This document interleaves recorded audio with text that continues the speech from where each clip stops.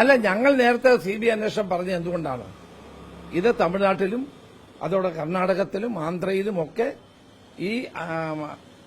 ഈ കേസുമായി ബന്ധപ്പെട്ട കാര്യങ്ങൾ നടന്നിട്ടുണ്ട്. ആ അന്തർ സംസ്ഥാന ബന്ധങ്ങൾ ഉള്ളതുകൊണ്ടാണ് ഞങ്ങൾ കോടതിയുടെ നിയന്ത്രണത്തിലുള്ള CBI അന്വേഷണം വേണം എന്നുള്ള നിലപാടെടുത്തത്. അത് ഞങ്ങൾ വിട്ടിട്ടില്ല. എങ്കിലും ബഹുമാനപ്പെട്ട ഹൈക്കോടതി ഇപ്പോൾ എടുത്തിരിക്കുന്ന നിലപാട് സ്വാഗതാർഹമാണ്.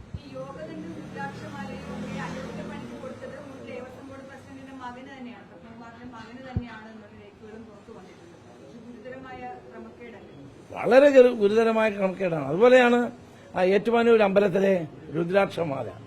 വർഷങ്ങളുടെ പഴക്കമുള്ളതാണ്. നൂറ്റാണ്ടുകളുടെ പഴക്കമുള്ള ഏറ്റുമാനൂരിലെ സ്വർണം കെട്ടിയ രുദ്രാക്ഷമാല കാണാതെ പോയി. അതാരാണ് അതിന്റെ ഉത്തരവാദി? അത് എന്തുകൊണ്ട് അവരുടെ പേരിൽ നടപടിയെടുത്തില്ല? ഇപ്പൊ യോഗദണ്ഡരെ പറ്റി പറഞ്ഞു, രുദ്രാക്ഷമാലകളെ പറ്റി പറയുന്നു. അപ്പോൾ ശബരിമലയുമായി ബന്ധപ്പെട്ട ഭണ്ഡാരത്തിൽ സൂക്ഷിച്ചിരുന്ന പല വിലപിടിപ്പുള്ള സ്വർണവും മറ്റു വസ്തുക്കളും നഷ്ടപ്പെട്ടുകൊണ്ടിരിക്കുകയാണ്. അപ്പൊ ഇതൊന്നും ഞാൻ അറിഞ്ഞില്ല എന്ന് ദേവസ്വം മന്ത്രി പറഞ്ഞാൽ ആര് വിശ്വസിക്കും?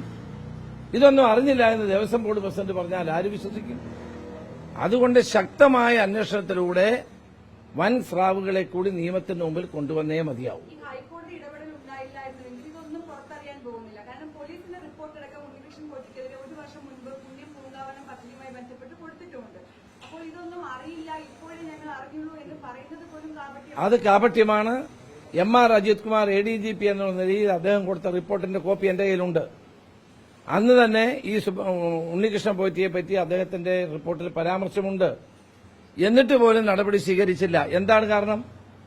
ഇവരുടെ ഏറ്റവും അടുത്ത സന്തത സഹചാരിയല്ലേ ഇദ്ദേഹം.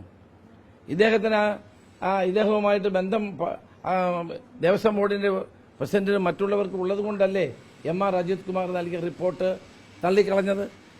ആ റിപ്പോർട്ട് വായിച്ചു നോക്കിയിരുന്നെങ്കിൽ, അല്ലെങ്കിൽ ആ റിപ്പോർട്ടിന്റെ അടിസ്ഥാനത്തിൽ നടപടി സ്വീകരിച്ചിരുന്നെങ്കിൽ ഒരു സംശയവും വേണ്ട, ഇന്ന് ഈ സംഭവം ഉണ്ടാവില്ല. അപ്പോൾ ആ MR അജിത് കുമാർ എന്ന ADGP കൊടുത്ത റിപ്പോർട്ട് മറച്ചു വെച്ചു. അത് അന്വേഷിച്ചില്ല. അതിനെപ്പറ്റി അതിൽ തുടർ നടപടി ഉണ്ടായില്ല. അതിന്റെ പരിണത ഫലമാണ് ഇപ്പോഴുണ്ടായിരിക്കുന്ന ഈ സ്വർണ്ണക്കൊള്ള ഉൾപ്പെടെയുള്ള കാര്യങ്ങൾ. ഗുരുതരമായ ഉദ്യോഗസ്ഥരുടെ വീഴ്ച സംബന്ധിച്ചും അഴിമതി ക്രമക്കേട് സംബന്ധിച്ച് ഈ പരാമർശം ഉണ്ടായിട്ടുണ്ട് അന്വേഷണ റിപ്പോർട്ടിൽ. അതിൽ അന്നത്തെ സെക്രട്ടറി, ഇത് ചെമ്പുപാടിയാണ് എന്ന് റിപ്പോർട്ട് എഴുതിയ സെക്രട്ടറി ദേവസ്വം ബോർഡിലെ സർവീസ് സംഘടനയായ കോൺഗ്രസ് സംഘടനയുടെ നേതാവാണ്. ഇത്തരത്തിൽ വിഷയങ്ങളിൽ രാഷ്ട്രീയം നോക്കാതെ സമഗ്രമായ അന്വേഷണമല്ലേ വേണ്ടത്? തീർച്ചയായിട്ടും അങ്ങനെ ബൈജുവിന്റെ ഭാഗത്തുനിന്ന് ഉണ്ടായിട്ടില്ല. വെറുതെ പറയാം, ആ ബൈജു അല്ല ഈ ബൈജു, 2 ബൈജുമാരുണ്ട്. നിങ്ങൾ പറയുന്ന ബൈജു അല്ല ഈ ബൈജു. അത് തിരുവാതിരണ കമ്മീഷൻ ആയിരുന്നില്ല. തന്നെയല്ല അങ്ങനെ അല്ല, ആരും ആയിക്കോട്ടെ, നിഷ്പക്ഷവും നീതിപൂർവമായ അന്വേഷണം വേണം. ഞങ്ങളാരെയും സംരക്ഷിക്കേണ്ട കാര്യം ഞങ്ങൾക്കാർക്കുമില്ല. കഴിഞ്ഞ 10 വർഷത്തിനിടയിൽ ഇവിടെ ഭരിക്കുന്ന ഇടതുപക്ഷ ഗവൺമെന്റാണ്. ഈ ഗവൺമെന്റിന്റെ കയ്യിൽ അയ്യപ്പന്റെ സ്വത്തുക്കൾ മോഷണം പോയി എന്നുള്ളതാണ് ഇവിടുത്തെ വിഷയം. ഇത് സംരക്ഷിക്കാൻ കഴിയുന്നില്ല. അയ്യപ്പന്റെ സ്വത്തുക്കൾ സംരക്ഷിക്കാൻ കഴിയുന്നില്ല. ഇങ്ങനെ പോയാൽ നമ്മുടെ ക്ഷേത്ര സ്വത്തുക്കളുടെ സ്ഥിതി എന്താകും? ഓരോ സ്ഥലങ്ങളിൽ ഇപ്പോൾ മലബാറിൽ 5 ദിവസങ്ങളുടെ കാര്യം പുറത്തു വന്നിരിക്കുന്നു. ഇന്ന് കാസർകോട്ടെ ഒരു ക്ഷേത്രത്തിൽ സ്വർണം മോഷണം പോയി വാർത്തകൾ പുറത്തു വരുന്നു. അപ്പൊ ഇത് ക്ഷേത്രത്തിന്റെ സ്വത്തെന്ന് പറഞ്ഞാൽ ഭക്തന്റെ സ്വത്താണ്, ജനങ്ങൾക്ക് അവകാശപ്പെട്ട സ്വത്താണ്. ജനങ്ങൾ ഭക്തിപൂർവ്വം സമർപ്പിക്കുന്ന തന്റെ കാണിക്കയാണ് ഈ സ്വത്ത് എന്ന് പറയുന്നത്. ഇതെല്ലാം അടിച്ചു മാറ്റുക എന്ന് പറയുന്നത് എത്ര തെറ്റായൊരു കാര്യമാണ്.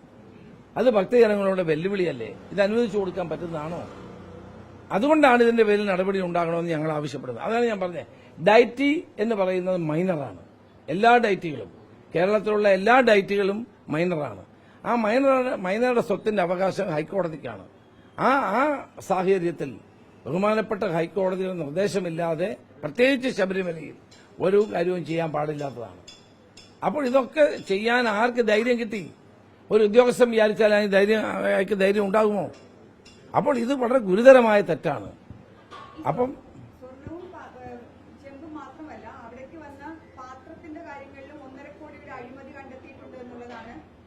അല്ല, ഇനിയും പുതിയ കാര്യങ്ങൾ പുറത്തു വന്നുകൊണ്ടിരിക്കുകയാണ്. അന്നദാനത്തിന്റെ കാര്യത്തിൽ പരാതി വരുന്നു, ചെമ്പുപാത്രങ്ങളുടെ കാര്യത്തിൽ വരുന്നു. ഇതൊക്കെ ഈ ഗവൺമെന്റ്, നിങ്ങൾ ഓർക്കുന്നുണ്ടാകും, കടകംപള്ളി സുരേന്ദ്രൻ മന്ത്രിയായിരുന്ന കാലത്താണ് ഈ അമ്പലങ്ങളിലെ മുഴുവൻ വിളക്കും പാത്രങ്ങളും എല്ലാം വിൽക്കാൻ നോക്കി. അന്ന് ഞാൻ പ്രതിപക്ഷ നേതാവായിരുന്നു. ഞാൻ ശക്തമായി എതിർത്തതുകൊണ്ടാണ് അത് വേണ്ടാന്ന് വെച്ചത്.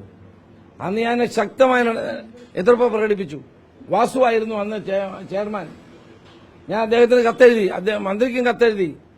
അമ്പലങ്ങളിലെ പഴയ കാലത്തെ വിളക്കുകൾ, വലിയ നൂറ്റാണ്ടുകൾ പഴക്കമുള്ള വിളക്കുകൾ, ചെമ്പ് പാത്രങ്ങൾ, അതോടൊപ്പം തന്നെ മറ്റ് സ്ഥാവര ജംഗമ വസ്തുക്കൾ അതെല്ലാം വിൽക്കാൻ തീരുമാനിച്ചു. അന്ന് ശക്തമായി ഞാൻ ഇടപെട്ടുകൊണ്ടാണ് വിൽക്കണ്ട എന്ന് തീരുമാനിച്ചത്.